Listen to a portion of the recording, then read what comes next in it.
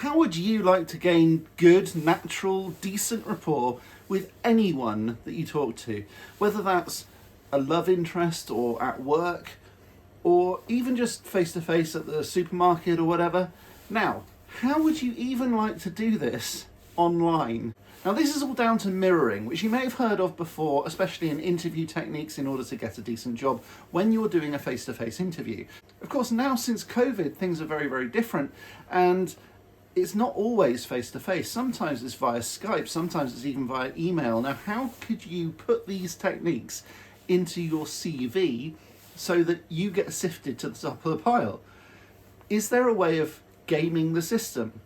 Well, actually, yes, there is. Okay, so in this video, I'm going to teach you how to be super, super persuasive. And if that hasn't caught your attention, I don't really know what will.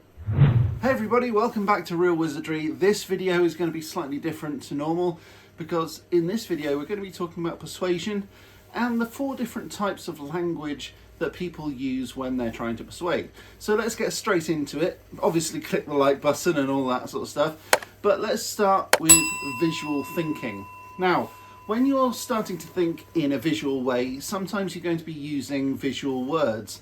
And this is what happens with the 4 different types of thinking, that you start to use the words that embody the way that you're thinking.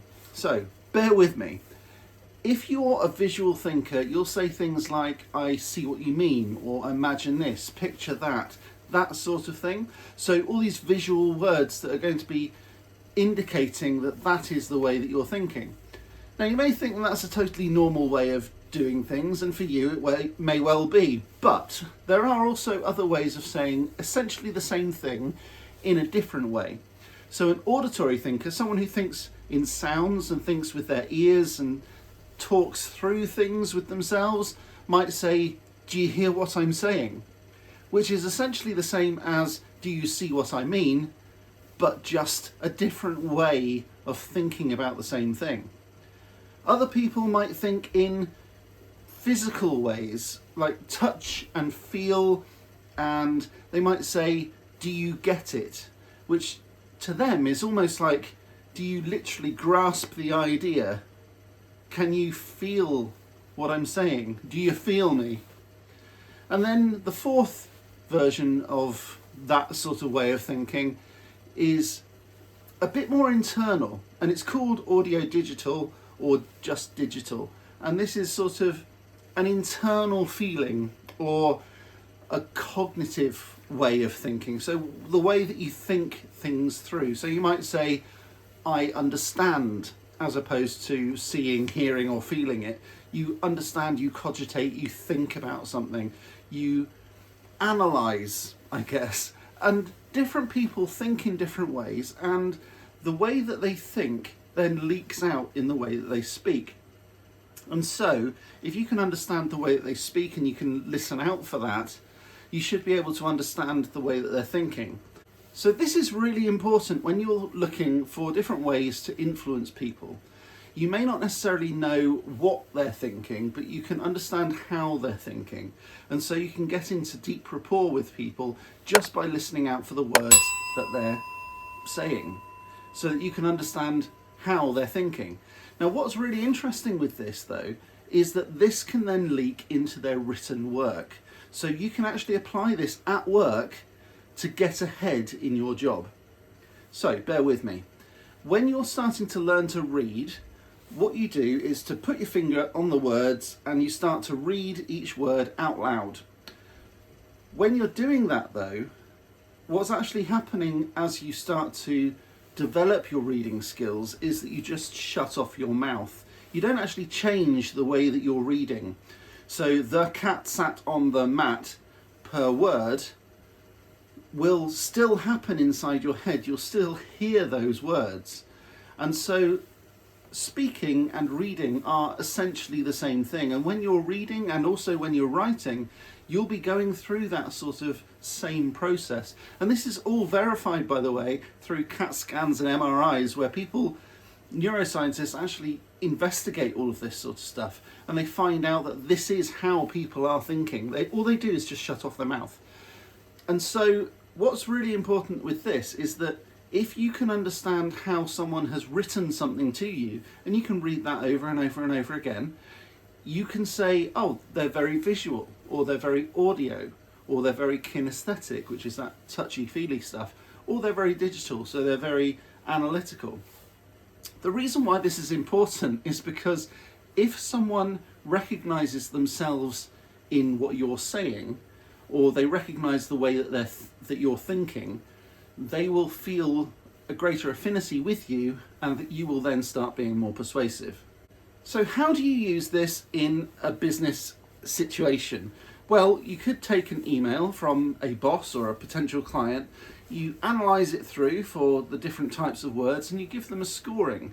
So each time you see a seeing word, each time you see a hearing word, a feely word, or a more sort of internal processing word like understand, logical, that sort of thing, give that a score. So just put a little tally, write 4 different columns, and then check off each time you see one of these words in each of those columns, and then just add them up at the end. That way then it'll give you some sort of idea as to what their preferences are. If you're sending out an email to a lot of different people and you don't know who is going to be receiving it, send it out well balanced across all 4 so that no one gets turned off. You're not going to turn someone off by using the wrong one. You're only going to be turning people off when they don't see the one that attracts them the most. So some of the words that aren't in their preference, they're just going to ignore. So it's better to load it with lots of different words from different preferences, and that way then you can start to really hit and become really quite positive and powerful and persuasive. There is one other element to all of this stuff as well, and that is being positive. Now, positivity is a little bit subjective, I guess, and some people will have a greater or a lesser tolerance for people who are frankly not positive. But if you can remain pretty positive all the way through, you tend not to get people's backs up by being overly positive, unless of course it's kind of taken to the extreme. But there will be some people who are overly negative, and that can definitely start to irritate a little bit. So I'll give you a few examples of how you can use positivity and negativity in certain ways. So you can create something in the mind of the person that you're talking to merely by mentioning it. So until I said this sentence, you probably weren't aware of how your left leg feels. But now that I've mentioned your left leg, suddenly all those sensations, maybe an itch or maybe a certain sensation in your left leg, will come to mind, simply because I've mentioned it. Now you can also do that with negativity as well, and this is where negativity is potentially quite damaging. If you were to talk about something that you don't want to talk about, or you want to talk about something that you want someone to forget, don't talk about it.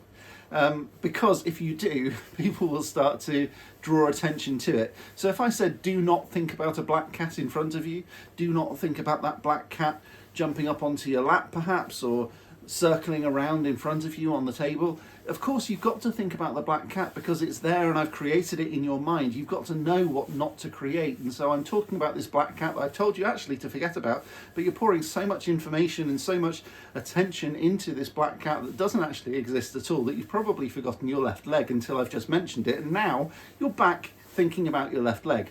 But the reason that you'd forgotten about your left leg before was because of overload.